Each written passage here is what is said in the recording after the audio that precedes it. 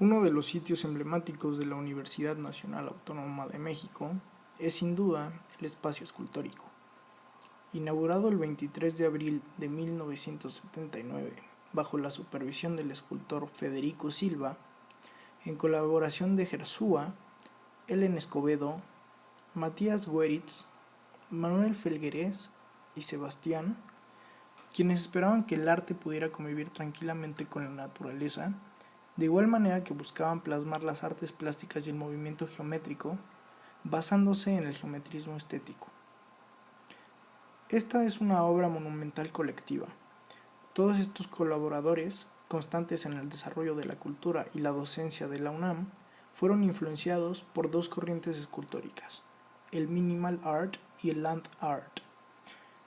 En palabras de Hernán Urnaventa, el land art es una corriente artística contemporánea que surgió como alternativa al arte de galería, la cual busca crear estructuras que se mezclen con el paisaje del lugar y así generar una simbiosis entre ambos, usando los paisajes y los elementos de la naturaleza como escenario y medio para realizar obras de arte. El espacio escultórico, a pesar de que representa los movimientos de la década de los 60, también es una de las obras más importantes de land art a nivel mundial, una de las joyas de la corona de la UNAM y de la capital mexicana, siendo la escultura monumental más grande de la ciudad junto con las torres de satélite, un lugar imponente y en armonía con la naturaleza y con la universidad. Ubicado en la zona de Centro Cultural Universitario, este se compone de dos partes, un desplante y una serie de figuras geométricas alrededor.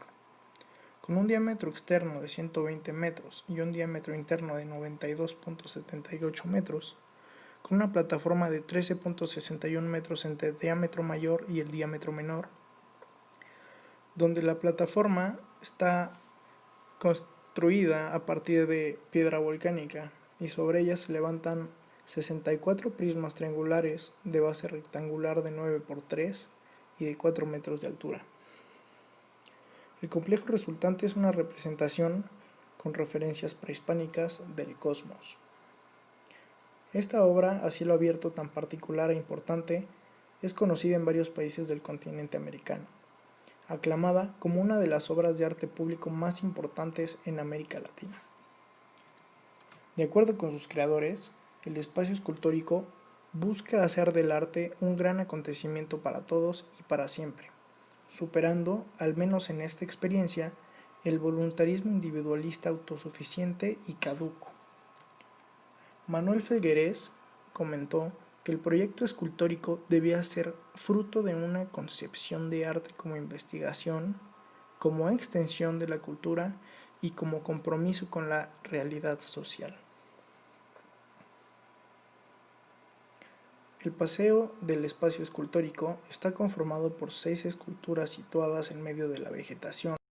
Las obras expuestas son Las serpientes del Pedregal, 8 conejos, Ave Estas 2, obras tan majestuosas y Coatl, de tamaños variados Colotl, no solo son el Corona del resultado Pedregal de los artistas y que antes se variante de la llave mencionaron. de Kepler. Este fue un trabajo colaborativo, el cual buscaba mezclar el arte geométrico industrial con la naturaleza, y para conseguirlo era necesario la inclusión de expertos en el tema de botánica, ingeniería, geología, ecología, biología y arquitectura, aparte de algunos equipos de apoyo técnico y administrativo.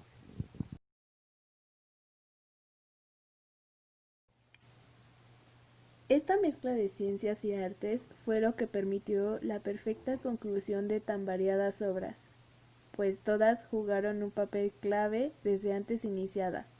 La geología fue liderada por Salvador Encino de la Vega, quien estudió el terreno buscando las mejores zonas para la construcción de semejantes estructuras.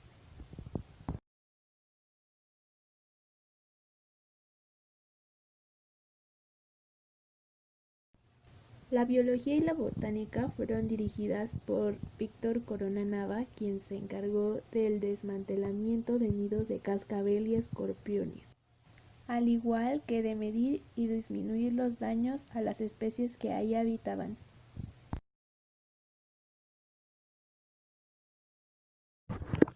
Finalmente, la planificación y realización estuvieron a cargo del arquitecto Raúl Edere y el ingeniero Francisco Montellanos. Serpientes del Pedregal, diseñada por Federico Silva, es una escultura que separa al Centro Cultural Universitario de la zona de investigación de humanidades. Es una estructura bastante larga que retoma los materiales naturales del terreno de la región para crear una pieza única que se combina, de manera armoniosa, con el resto del espacio cultural de la UNAM. Ocho Conejo, igualmente diseñada por Federico Silva en el año de 1980, es una escultura forjada en concreto armado y pintado. Está compuesta por dos bases de forma triangular que sostienen a un elemento horizontal que se eleva sobre la vegetación. Esta obra fue construida como tributo a la fertilidad de la cultura. El Patronato Universitario, mediante la Dirección General del Patrimonio Universitario, dio a conocer los trabajos de restauración que se realizaron a la escultura AB2 de Ursúa, situada en el Paseo Escultórico de la ciudad universitaria. Sobre el autor y su obra, se menciona que Manuel Hernández, mejor conocido como Ursúa, nació en 1940 en la ciudad de Obregón, Sonora. A los 25 años ingresó a la Escuela de Artes Plásticas de la UNAM y a finales de la década de los 60 fundó un grupo experimental que decía que el punto de vista artístico debía estar centrado en el ser humano al hacerlo partícipe de esta obra. Desde esa fecha su trabajo abarcó diversas disciplinas, entre las que destacan sus ambientaciones y esculturas, las cuales se han caracterizado por una aparente inestabilidad en sus cuerpos y formas, así como por su multiplicidad de lecturas dependiendo del movimiento del espectador, alrededor y al interior de estas. AB2 fue finalizada en 1980. Alcanza una altura de 14 metros con dos cuerpos en un ilusorio movimiento giratorio que le da una apariencia de inestabilidad y en cuyo interior se genera un espacio casi habitable. La obra no tiene un solo frente, sino una sucesión de lados de distinto tamaño y volumen, y con diferentes formas escultóricas y estéticas que se descubren modificando la realidad y el entorno. El espectador puede no únicamente circundarla, sino también introducirse en ella para percibir todo con sus sentidos. En su exterior luce un color anaranjado y en el interior es rojo. Ambos colores se combinan y cambian en tonalidad conforme al movimiento de la luz solar. Acerca de los trabajos de restauración, se señala que era evidente ya diversos deterioros en la escultura a causa de la exposición a la intemperie. Con el paso del tiempo, su estructura de ferrocemento había absorbido y retenido humedad, generando escurrimiento, grietas y fisuras.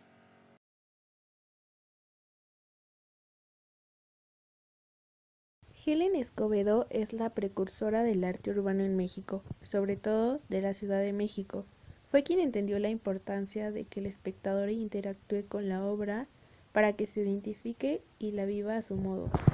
Su influencia en México es notable. Sus gestiones destacan por una preocupación constante con la renovación de las formas, para entender y relacionarse con los museos. Además, tiene una relación directa que establece el espacio que la rodea. Para ella, era completamente necesario establecer un cruce entre la forma y el lugar de sus esculturas, con los conceptos de integración básica y ambiental. Gran parte de sus obras están vinculadas de modo muy estrecho con intereses ecologistas.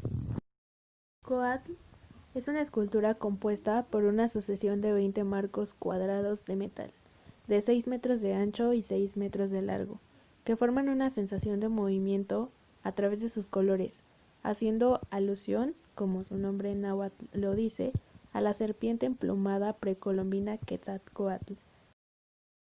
Y es en el espacio escultórico donde se encuentra esta, que es su escultura más famosa, en donde se invoca el movimiento que involucra el juego con los colores del ambiente. Esta obra se consideró un privilegio del arte, pues la idea de hacer una serpiente cuadrada con arcos da una ilusión agradable, porque los colores son decrecientes, parecieran deslizarse sobre el terreno.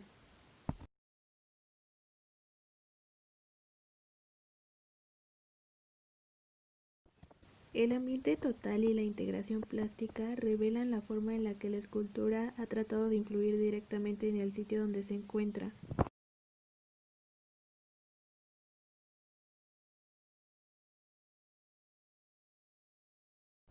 donde el espectador puede ser parte de ellas mismas. Su función recae en la función que el propio espectador quiera darles. De esta manera se integra en un ambiente que le pertenece.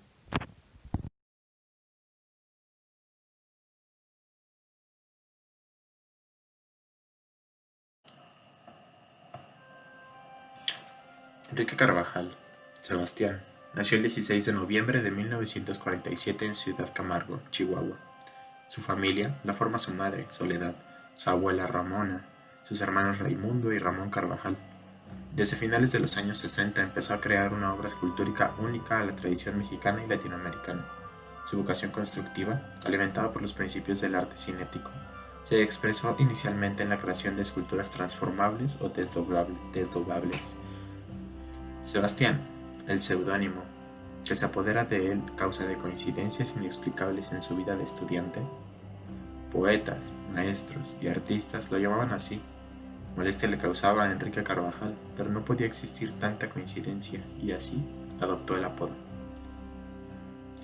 Utilizaba el hierro como material principal en la gran mayoría de sus obras por su versatilidad.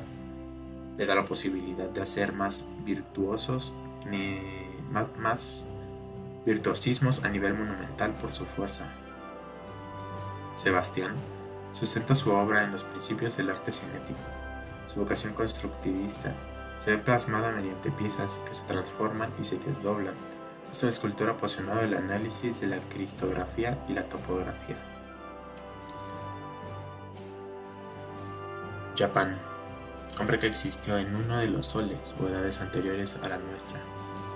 Supo Japán que al terminar el sol, o periodo del tiempo en que vivía, él habría de ser, según su destino, transformado en alguna especie de animal, y para ganarse la benevolencia de los dioses, se apartó a hacer penitencia sobre una peña llamada Tehuelhuet, tambor de piedra. Pero los dioses comprendieron que si Japán se mantenía fiel a su penitencia, observando castidad al llegar al cataclismo que acabaría con el sol o edad, y al consumarse por tanto el destino de Japán, este se convertiría en alacrán venenoso, capaz de matar a cuantos picase. De otro lado, si el penitente quebrantaba su abstinencia, cuando se volviera alacrán su picadura no sería necesariamente mortal. La leyenda del alacrán recogida de labios de los indios a principios del siglo XVII por el bachiller don Bernardo Ruiz de Alarcón, hermano del célebre dramaturgo, es una pequeña joya de la literatura náhuatl prehispánica, conservada, parte en náhuatl y parte en versión castellana de don Bernardo. Guarda todo el sabor y la forma de composición de los antiguos textos náhuatl del mundo prehispánico. Este texto fue la inspiración de Sebastián para su obra, Coatl.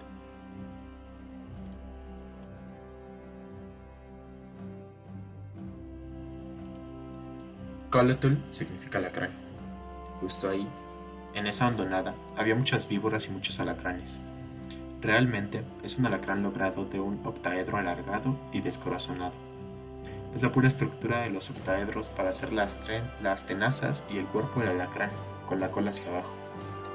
Es una evocación al colotl, de cómo está representado en los códices prehispánicos.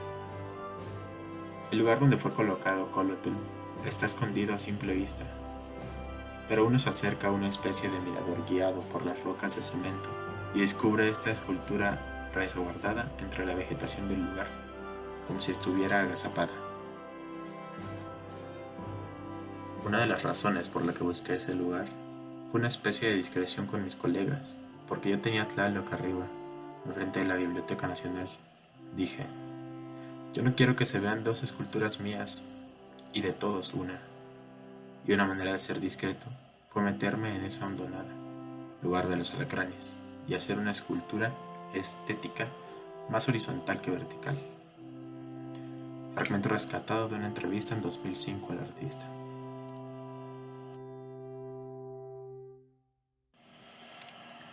Sebastián buscaba sustentar su obra en los principios del arte cinético, es decir, crear una ilusión óptica de movimiento.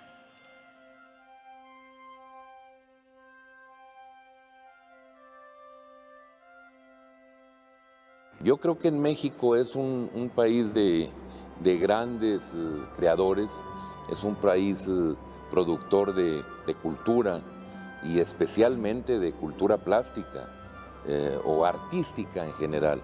Pero dentro de los plásticos pues han salido grandes figuras codeándose a nivel internacional, de talla universal, porque el arte es así, el arte es universal. Y pienso que esto no se va a acabar, porque como México tiene una raíz profunda, cultural, desde lo ancestral, desde toda la época prehispánica hasta nuestros días, seguiremos produciendo, lo llevamos dentro.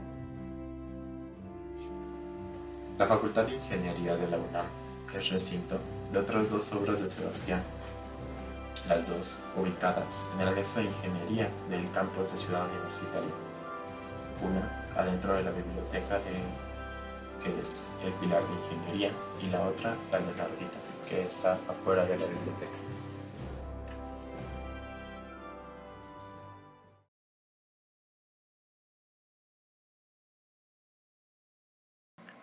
Werner Matthias Geritz-Brunner nació en Polonia en 1915.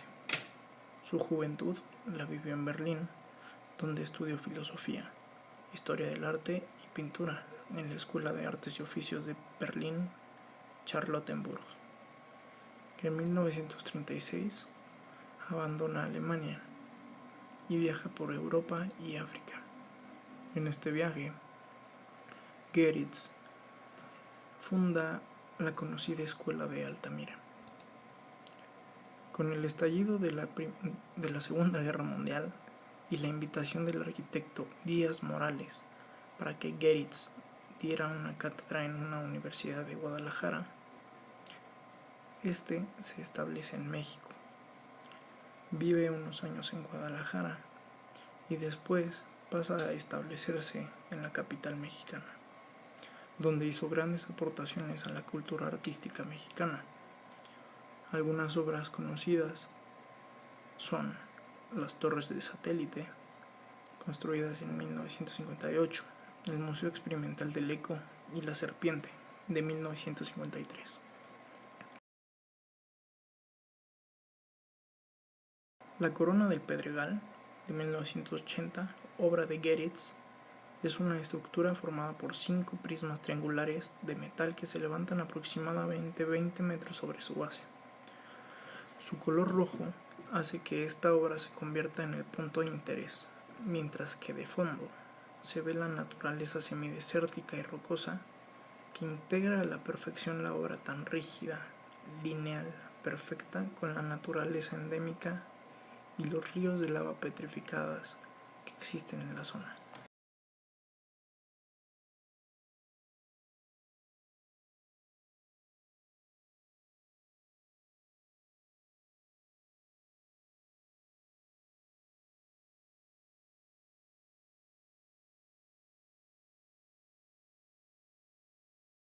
La llave de Kepler, 1980. Obra de Manuel Felgueres, nacido el 12 de diciembre de 1928, en el estado de Zacatecas, México. Realizó estudios en la Escuela Nacional de Artes Plásticas, Academia de San Carlos de la Universidad Nacional Autónoma de México en 1948. En la Escuela Nacional de Pintura, Escultura y Grabado, La Esmeralda en 1951. En la Academia de Grand Chimir en París entre 1944 y 1959. Y entre 1954 y 1955 en la Academia de Colorserie de París, Francia, gracias a una beca otorgada por el gobierno francés. Dicho lo anterior, podemos deducir que la formación de su estilo y las imágenes de Felgueres están estrechamente ligadas a los diversos movimientos de Europa. Como incorporar geometría constructivista, ha fusionado este elemento con su propio estilo. Su trabajo a menudo contiene figuras geométricas básicas como los círculos, triángulos, rectángulos y cuadrados, como lo podemos apreciar en la variante de Kepler, ya que esta es una escultura de aceros pintados construida en 1980. Esta pieza pretende hacer alusión al planteamiento de Johannes Kepler acerca de los movimientos planetarios e intenta exponer la mecánica del universo por medio de la geometría y la escultura de manera estructural. Cuando hablamos de la cultura en la Universidad Nacional, es increíble la cantidad de cosas a las que se tiene acceso gracias a los museos, foros, conferencias y eventos. El espacio escultórico es aquel sitio que te brinda una conexión con la naturaleza y consigo mismo en donde, sutilmente, uno se deleita con las obras geométricas que fueron diseñadas para brindar armonía al subir la mirada. Como universitarios e ingenieros en formación, nos parece importante mostrar interés por la cultura y reflexionar en cómo ésta nos da un sentido de pertenencia, pues conservar y seguir desarrollando nuestra cultura es fundamental para nuestro crecimiento y conocimiento de nosotros como seres que vivimos en sociedad. De esta manera, conocer los espacios culturales que nos brinda la ciudad, al igual que la universidad, toma un papel importante en el desarrollo cultural y nutricional de nuestra formación humana. Adicionado a la concepción artística del entorno, esto nos permite abrir las puertas a la creatividad e imaginación, fundamentales para la labor de la ingeniería. Muchas gracias.